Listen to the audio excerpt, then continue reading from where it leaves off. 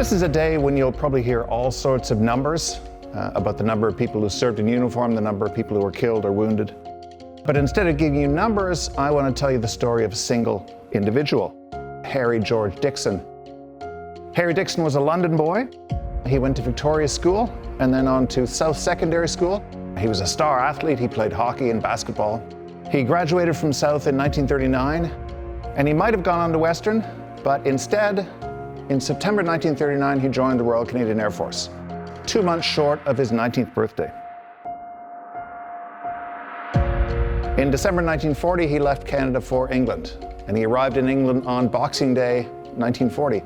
So his family spent that Christmas without their oldest son. He wrote regularly to his family back home in London.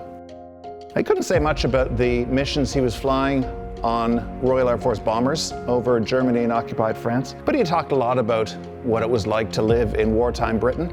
His family carefully kept all his letters, including this one.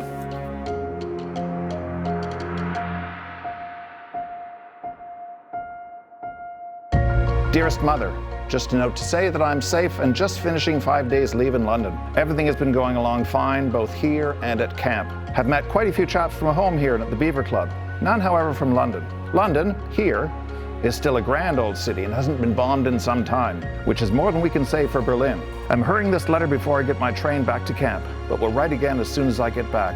I received your last parcel okay. Write every chance you get. Love to Dad, the girls, Bud, and all my love to you, your loving son, Harry.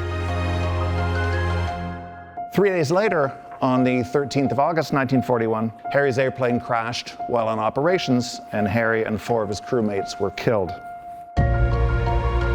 In time, they received back his personal effects, including his Air Force hat and the watch that Harry's parents had given him before he went overseas. In due course, his medals arrived back at the Dixon House on Colburn Street in London, along with the Memorial Cross that was given to the mother of anyone who died in uniform during the 2 World Wars.